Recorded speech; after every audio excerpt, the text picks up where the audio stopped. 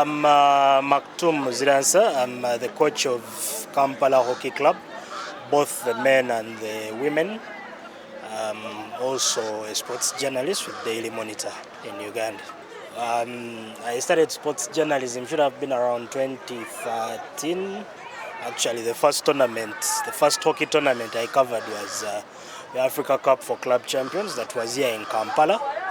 And then from then on, the club requested me to come and help in a way, maybe help with the media things. And then from there, we saw gaps here and there in coaching.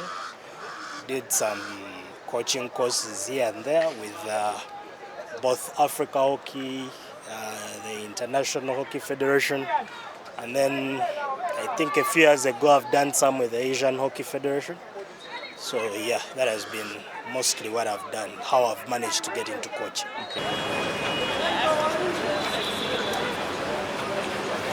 I think the visibility comes from the marketing aspect of the sport. We are all supposed to be concerned about it, everyone in every way. It starts with the little things. How do we dress on a hockey day, if it is a training day, if it is a match day? Can clubs do more in terms of putting on apparel that will show that they play hockey? You would still see in the stands very many people wearing football jerseys, very many people wearing plain shirts coming here. So all the people you meet on the road will not know where you're going. And then we have to do more in terms of attracting, because hockey here is played in a sports complex.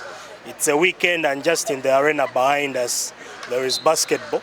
But you'll find many journalists there covering basketball. Not many of them can cross over to come and play hockey because we don't give them the reason to, maybe. So we need to do more in terms of trying to attract more people into the sport by sharing the information that we have, the tournaments that we have. It's collective marketing basically. A club like Kampala Hockey Club alone cannot market the sport on its own. So it has to be the leadership of the Uganda Hockey Association to make sure that if there is a tournament like this one, all clubs are pushing it. Everyone involved in the sport is pushing it. Everyone is playing it. It's sad that even some clubs are not playing today. So those are the things. It's all about collective marketing. You look at the football people, they'll promote their league as a football crowd, not only the teams that they support. Most of the things I've done are by invitation. One of the coaches that had to travel for work in another country, and basically the players wanted to concentrate on playing and not really have coach players.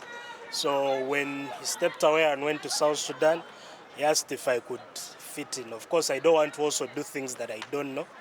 So when the gap happened, I had to concentrate on doing more research, doing more courses, finding mentors from all the places that I've told you about already.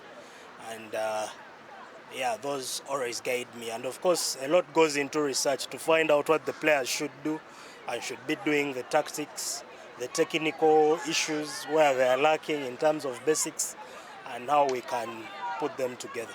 Former coach of the Egyptian national team, the Pakistanis coach Amri Zaki, one of them, definitely Mike Malungu from Kenya, has helped a lot. Bernard Bwire, of course, who left me in the seat, has helped in one way or the other. Some of the players are actually coaches, and I work with them sometimes, especially when I'm working with the young players or the girls. I let the boys come in and help with some issues. And maybe sometimes, but rarely, I also work with coaches from other clubs. Basically, I'm adaptive. I would say I'm adaptive. I would love to know the strength of the opponents, nullify them, and then also look at the strength of the players that I have, and then see if I nullify the opponent's strength, how then can I bring the strength of my players to be able to win matches. As I've told you, the club participated in 2014, here, but it took us another maybe 10 seasons to go to the next Africa Cup, which was in Malawi in 2023, which we went by road. Somehow we managed to win bronze there. And then when we returned, we made it that we have to go every year. So last year we took the girls. We missed 2 games. It was hard to pick up the morale of the team. So this year we decided that we take the boys. And the boys went there. I think that level is a level that punishes mistakes. And that's basically where we lost most of our games, or all of our games. If I think about it, maybe we played poorly in 6 of the 16 quarters we played. But you find that in those 6 quarters, we lost the games badly. If you look at our first game against the Namibians, yeah, we conceded a goal because we didn't have masks in the maybe 4th minute of the game. The masks had stayed at the table and then they had to be taken to goal after we had conceded. But maybe the 4th quarter of that game was really bad from our end. Look at the game we played against USAU. We played a very bad first quarter. In the last 3 quarters, we were able to handle them. You look at the game against Shakia, which ended 2-1. Shakia is a team we had played in Malawi, so we knew their strength and we knew what to do to stop them. But we gave away two quick penalty strokes in the first 6 minutes, so we're already 2-0 down.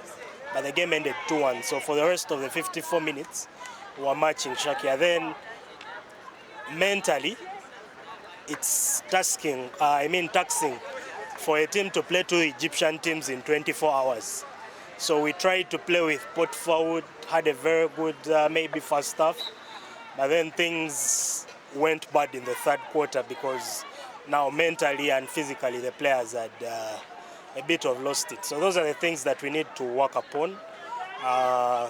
Mentality, going all the way, and maybe our technical abilities, because they let us down when we had the big moments. Like when we had the ball in their D or in their half, we also lost so many balls in the attacking areas. So we need to improve in those areas. Ugandan hockey is basically neither here nor there. It's very goal-oriented. We love to score more than control games. So most of our games are seesaw. You will play a team that you think is weak, but they will keep pushing guys forward or not caring about defending. So as long as they get a goal, they don't care if they lose 8 or 10-0 or 10-1, as long as they get a goal to show for it.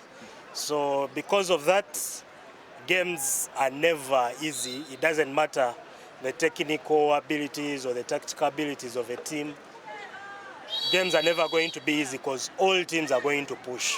Over the last few years, I think most of the improvements, we've had improvements in terms of club by club basis. There are some, maybe the top 3 clubs have really focused on improving the basics of their players and the skills on the ball. There is still a lot of work lacking for all teams in terms of what we do off the ball, in terms of what we do in terms of the right physical fitness for the game, how to match the intensity, and to do it over the days, because hockey tournaments, you find yourself that you play 2 games in 2 days, most of the hockey tournaments. So in that, there is still more we can do in that level. The other thing that has increased maybe are the numbers and the passion of the game. We have more numbers now, more clubs, and more committed players. Okay. What we lack more is focused training, maybe because we don't have so many coaches. Okay. How competitive are the men and the women leagues? They are both broken. The top 3 teams in each of them are very competitive. They would beat each other on any day, but that's where it stops. The rest of the teams below the table in both of those leagues may not do much to upset one of the top 3 to make the league a bit more competitive. So that's what we need, that the teams that finish 4th, 5th, 6th or 7th are able to pick a result of number 1 and number 2 and number 3. That will help the league be more competitive. How are the structures, like the men, how many division, women, how many numbers in either? It's 1 division per side, and the men's league has 10 teams and the women have 8. So I think the men this year will go to 11. The women are still 8. but maybe what you can call sort of our second division or our grassroots level is the secondary schools where most of the talent comes from. Okay. Yeah. Takes us to the next. Youth and women development right now is a big part so that we can have that inclusivity. How is Uganda Hockey or even yourself helping in this generation or tapping into the next group of talent? Still, the big thing we've done there is increase numbers. That there are more and more numbers in that area, meaning that all we need to do now is increase the number of coaches. Have coaches empowered and educated. That will help raise the level of the numbers that we have. Because we have more schools playing hockey. We've had schools now out of Kampala playing hockey, but some of them have no coaches. So basically players are training themselves. So it's very hard for them to even correct the mistakes that they make. The clubs sustain themselves, and the league manages its expenses. They can take care of their umpires, they can take care of their officials, they can buy the trophies and the medals that are used at the end of the season. And then this year there will be a cash reward for the winner of the league and then the best players, I think. The biggest issues are mainly the improvement of that talent. We need to work more in that area, improving players. The number two, equipment is still a challenge. Where to get the sticks, the balls, the goalkeepers' kits, all that. Maybe we've broken sort of the wind on things like uniform, those ones players have, and the personal effects that the players need. Those areas have really, really improved. Okay. Now, the other area that we are struggling with is, of course, pitches. All of us have to play here, train here. So maybe in future, I don't know whose responsibility it will be, maybe the government or whoever, to ensure that there is a second pitch. Maybe the clubs, if they grow and get more empowered, they could be able to get their own homes. Where do you see the Ugandan hockey in the next 3-5 years? More numbers, definitely. More players. I still think there's got to be a deliberate way to improve the coaching, which I've really not seen for now.